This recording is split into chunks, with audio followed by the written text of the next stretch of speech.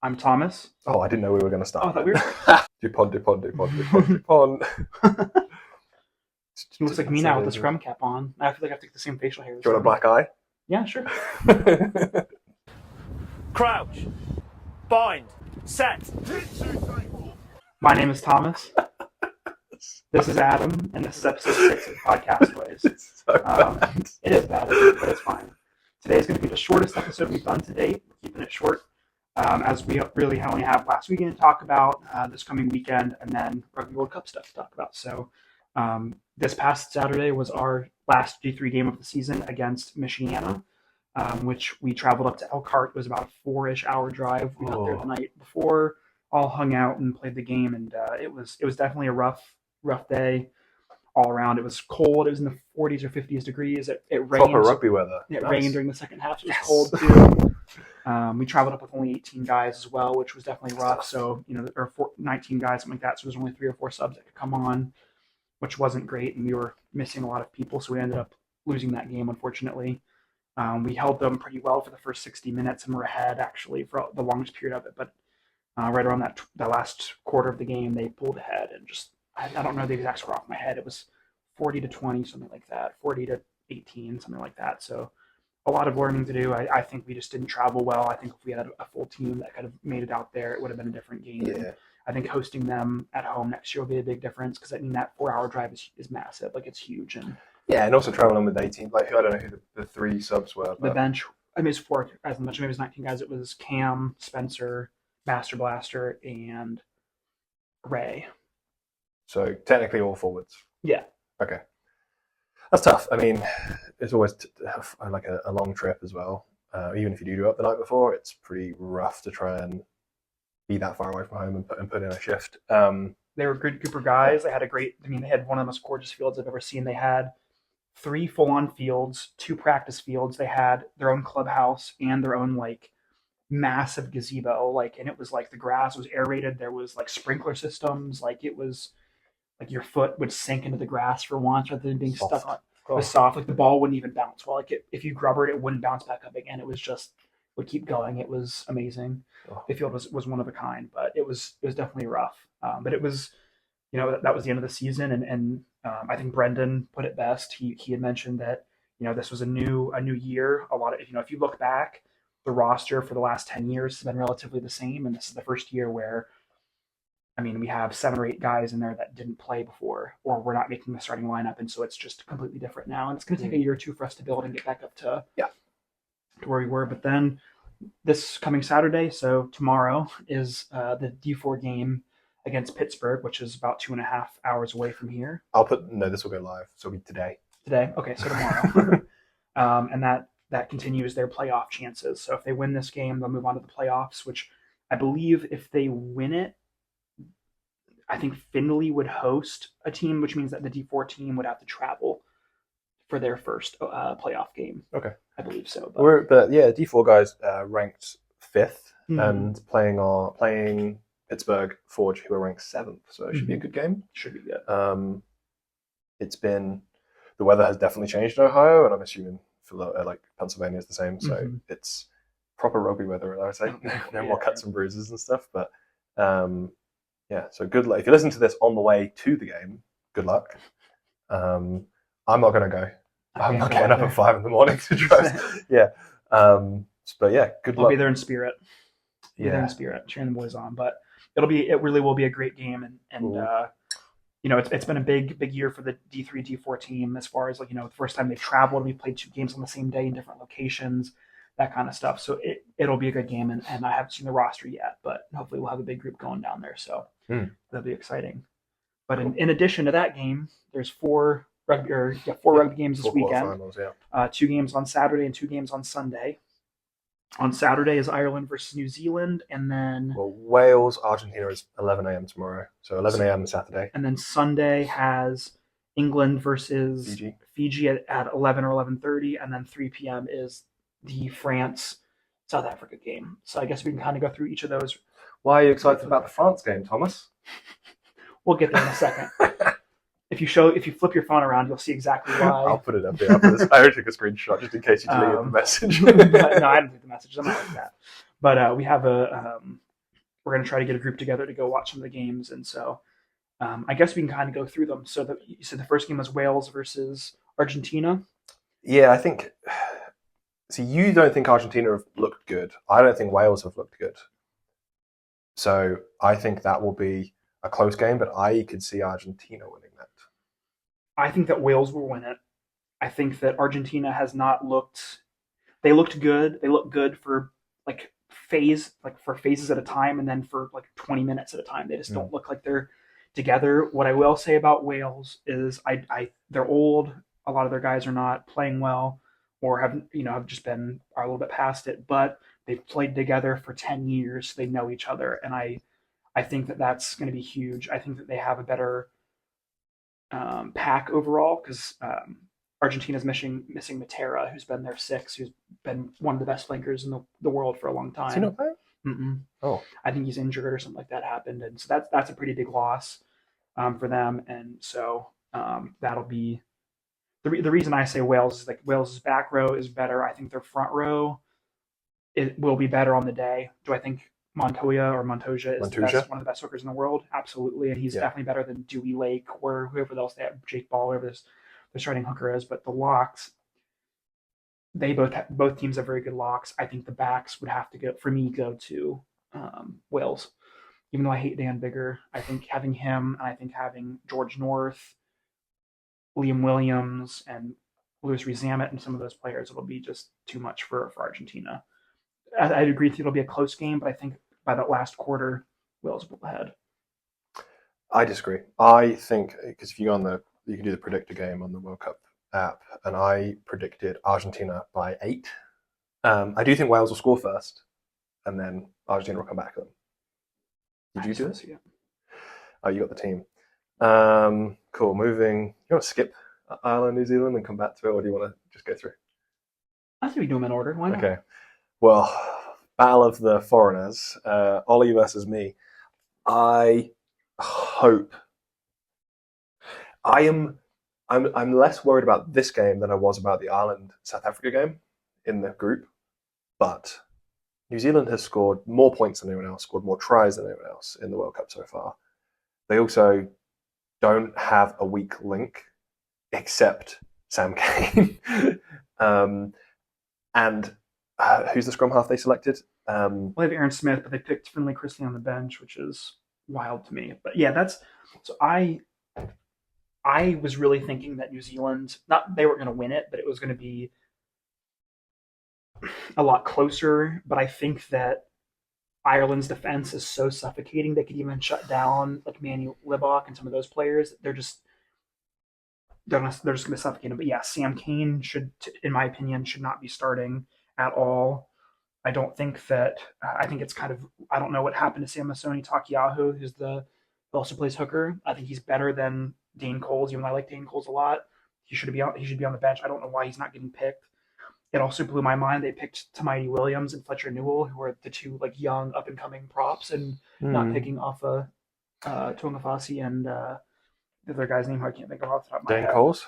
Well, Dane Coles got picked. Yeah, he's on the bench. Yeah, but there's the other prop that's older, and I can't think of his name. Oh, yeah, I can't remember his name. I'm not good before. Obviously, Mark Talia is not playing. They had Lester Fainga'anuku playing. I can't seem to find out why, other than it just says that Mark Talia breached their protocols. He must have gone out to the bar or something like that, and went on a bender or something like that, or just done something to break the protocols for their group. And I also, for this game, I would not have started Bowden Barrett, to be honest. I would have started Damian McKenzie, but that's just... Damian McKenzie, he's not even on the bench, is he? He's on the bench. Oh, he's on the bench now. I didn't think he was, but... He covers a lot of positions, so that's useful for him, but I think he's the highest point scorer of the whole tournament right now.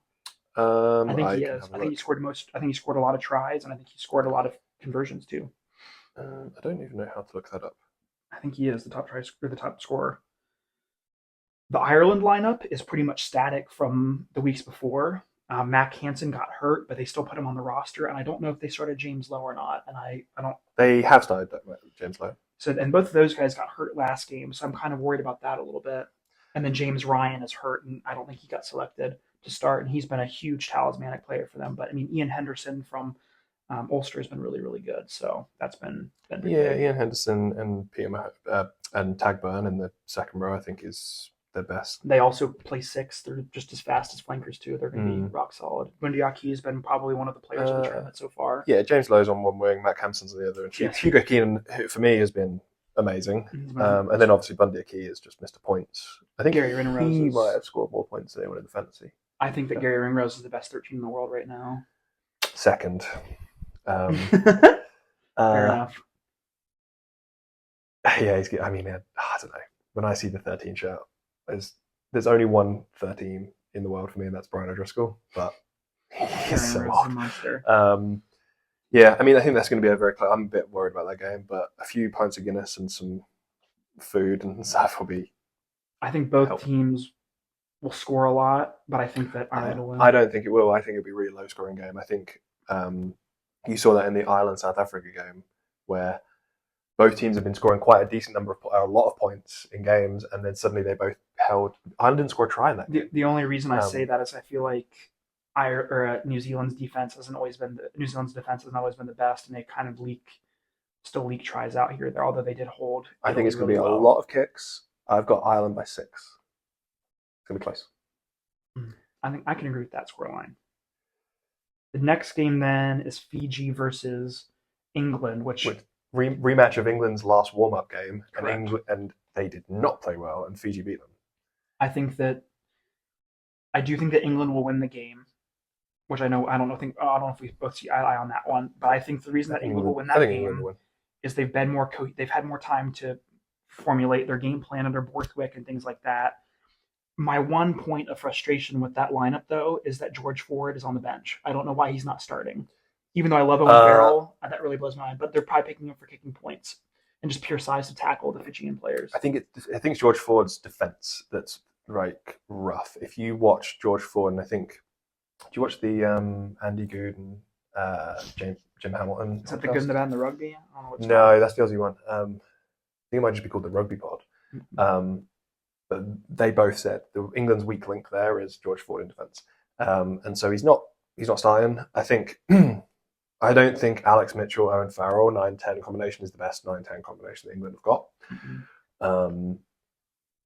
But we'll see. I think England are going to go into that game and just be like, let's just hopefully get Marcus Smith the ball at fullback and hope he does something magical. He can do something incredible, but he could also be just a liability, because I don't think in defence he's that good. So I think if Radradra or Tuisova, pick the line, go round, go get through them, and it's one-on-one against Marcus Smith, I don't think they've got much. Yeah, I mean, obviously Stewart is just so good under the high ball. Yeah.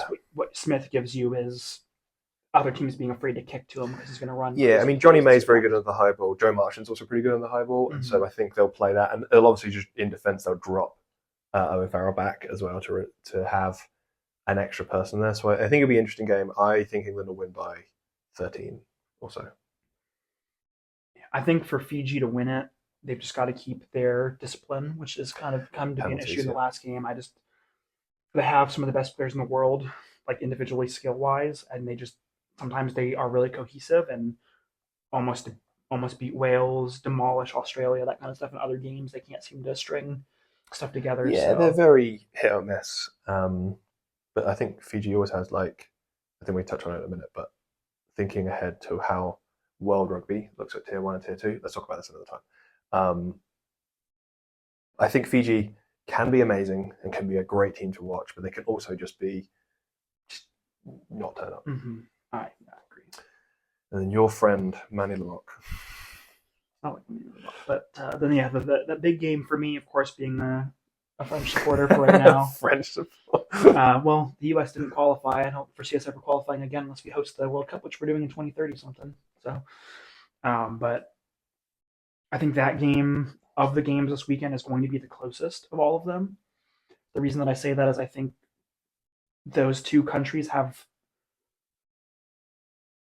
pound for pound the largest packs, the heaviest packs, the packs that are not Ireland's pack is big, but they're also really fast and athletic. Whereas obviously you got Winnie Antonio. I mean, Cyril is pretty athletic, and you got Peter Mavaka, but the locks are not the biggest locks in France, things like that. I just think those are two big packs are going to be fighting a lot. I think the scrum is going to be a place to watch. I think the set piece is going to be what decides the game. I think that, which is my hot take, I don't really like the back line of I think it's Dialende and Am.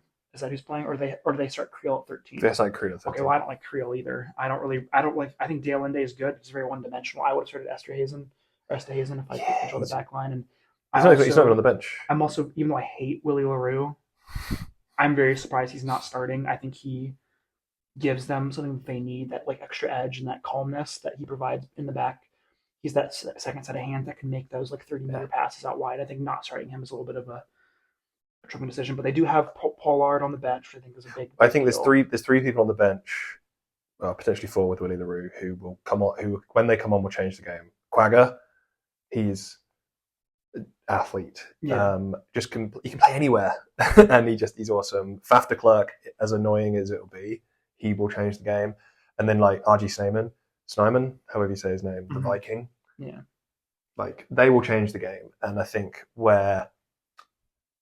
had this conversation right at the beginning of the World Cup was I don't think France has got the depth to compete with those guys. I think looking at France's starting line, I think they've got a great starting line. I think there's Louis Bieri, whoever his name is, that winger. I don't really know who he is. He hasn't he's scored a lot of tries. He's really young. He's only like 20 years old. I would put him in the same vein as like a Curtly Aarons or Cheslin Colby. He's just a little, but he's really fast, and he's got a good game. And Pano is obviously the highest try scorer in the entire competition.